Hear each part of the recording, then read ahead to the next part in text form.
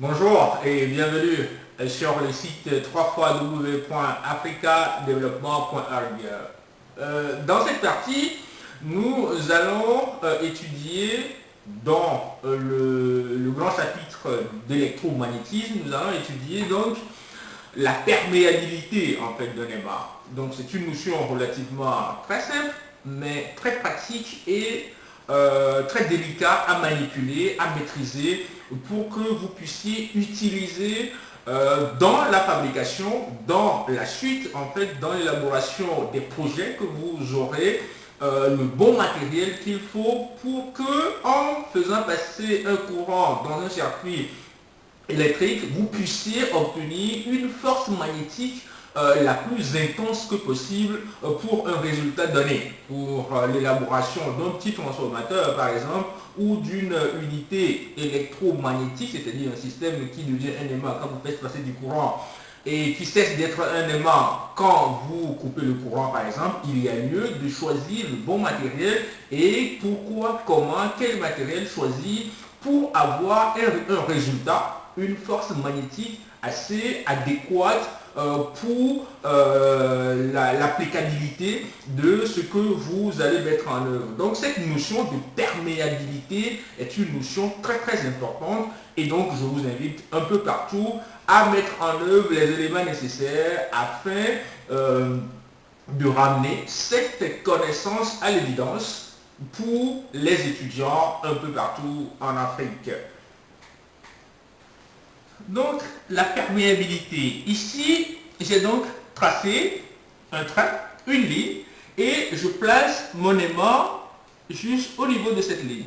Qu'importe la polarité, le nord ou le sud, ça n'a pas d'importance. Donc, je place l'aimant exactement au niveau de la ligne. Ceci est un fil en nickel ferromagnétique en fait qui est susceptible d'être attiré voilà par l'aimant. Donc ce fil, ce conducteur en fait est un matériau ferromagnétique. Donc je dépose ce matériel ici. Voilà, j'ai donc une distance définie entre l'aimant et le matériel. Je n'ai pas de réaction, je n'ai pas d'attraction en fait.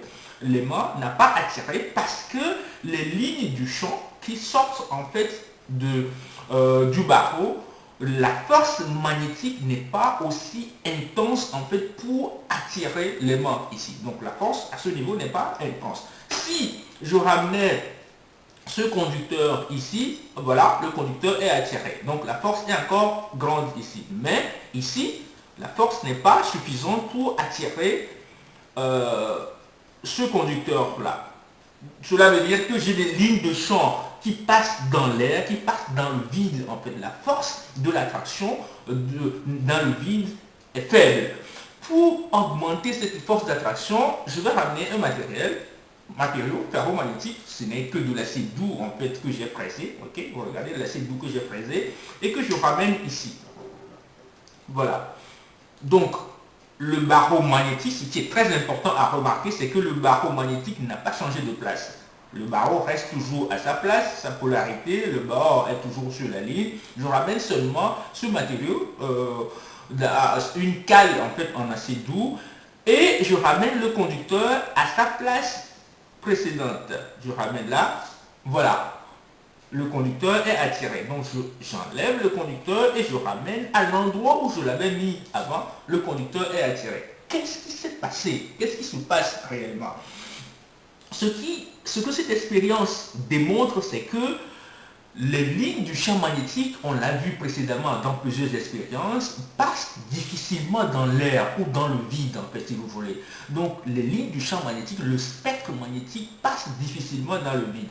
Mais, cette ligne du champ magnétique, cette force électromagnétique passe beaucoup plus facilement dans des conducteurs comme l'acier ou un fer doux par exemple. Vous avez la même chose ici, un fer doux par exemple. Donc la présence d'un acier ou d'un fer doux densifie, augmente, donne beaucoup plus de puissance et concentre les lignes du champ. Et ces lignes du champ deviennent beaucoup plus importantes. En fait, tout se passe comme si le fer doux ou l'acier qui est un vecteur, un véhicule en fait du champ magnétique, se comporte très exactement comme un conducteur pour un électron. Quand vous faites passer un électron dans un conducteur, le cuivre ou l'aluminium ou le nickel ou l'or par exemple, l'électron a une facilité de circuler dans ces matériaux en fait. C'est ce qu'on appelle des matériaux conducteurs d'électricité. Par contre, quand vous faites circuler des électrons dans du bois ou dans du verre ou dans du plastique, ces électrons ne circulent pas. C'est pratiquement la même chose que nous avons ici. Donc les électrons ici, ce sont des lignes du champ et le support des lignes du champ ici qui est de l'acier doux. De l'autre côté, dans le domaine de l'électricité, le support qui véhicule les électrons, c'est plutôt les conducteurs, le cuivre, l'aluminium par exemple. Ce qui veut dire que l'électricité a un parallélisme avec le magnétisme. La notion de perméabilité est très importante. Il y a lieu donc de choisir le matériau nécessaire pour que les lignes du champ soient renforcées afin que vous puissiez avoir un résultat conséquent. Voilà cette expérience. Première expérience pour la perméabilité. La deuxième expérience pour la perméabilité, vous vous rappelez de cette bobine que nous avons utilisée dans les expériences précédentes. Donc cette bobine, je mets juste la pile ici, vous avez une, ce n'est rien de mystérieux pour vous, hein, donc une batterie de pile ici. Et une bobine, je mets donc la polarité, le plus ici et le moins là. Donc j'ai ici un aimant. J'ai un aimant. Le fait de passer du courant donc, dans ce solénoïde, dans cette bobine, transforme en fait cette bobine en un aimant. Mais en réalité, je n'ai aucun phénomène, à moins que je ramène une boussole, on l'a vu dans le passé. Je ne sais pas si les phénomènes magnétiques se rencontrent réellement. Quand je mets ce conducteur ici, il n'y a pas d'attraction.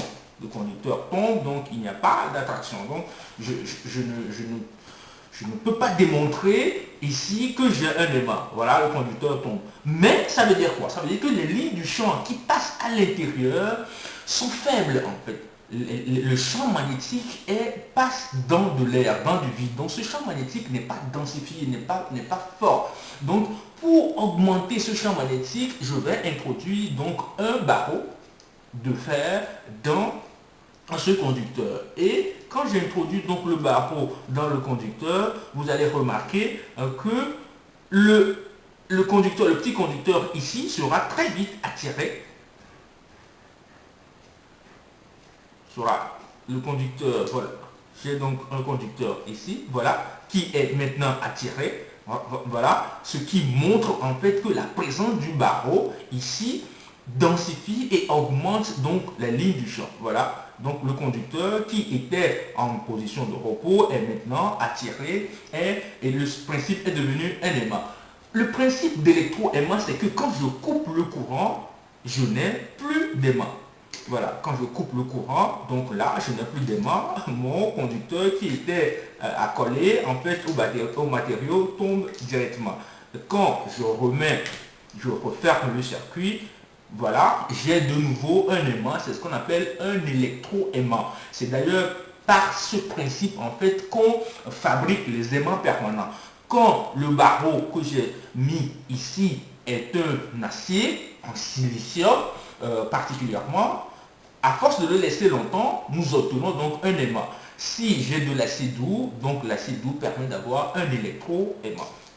Voilà ce principe qui vous permet de comprendre cette notion de perméabilité en fait. Nous allons voir concrètement dans quelle mesure on utilise cette notion de perméabilité, quelles sont les particularités du matériau à mettre ici afin d'obtenir une force magnétique la plus intense que possible.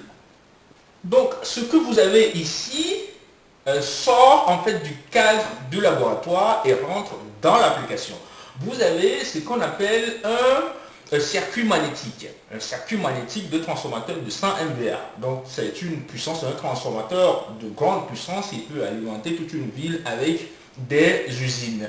Donc vous avez ici les trois phases du transformateur, du circuit magnétique. Ce n'est qu'un empilement en fait de tôles en acier au silicium, parce que l'acier au silicium a cette particularité de densifier les lignes du champ et d'annuler, d'avoir une très faible, je dirais, propriété pour le courant de Foucault. On verra ça par la suite, c'est-à-dire la circulation des spins sur elle-même. C'est une notion qu'on verra par la suite. Ce qui est très important ici à voir, c'est que vous avez donc une première phase, enfin la première phase, elle est ici la phase A, la phase B et la phase C. Vous avez les trois phases et l'enroulement, les bobines en fait seront disposées autour de cette phase.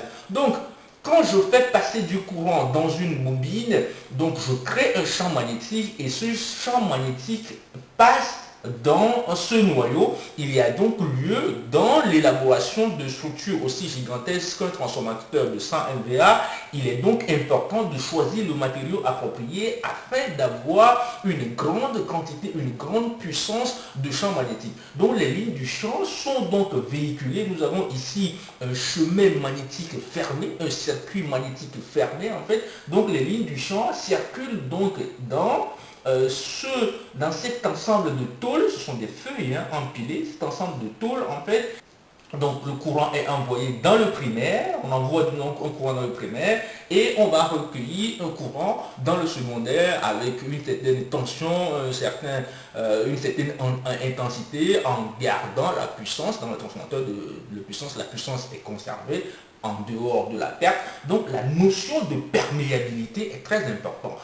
On ne peut pas obtenir une perméabilité du vide dans le cas des transformateurs. C'est pour ça le noyau, le circuit magnétique, le CM, est très très important. Les choix du matériau dans l'élaboration de ceci est capital.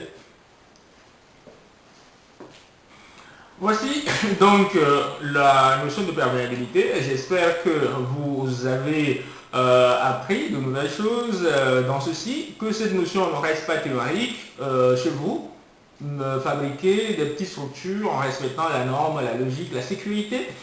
Soyez rigoureux, très précis, normatif, très appliqué et méthodique pour que ceci puisse vous servir.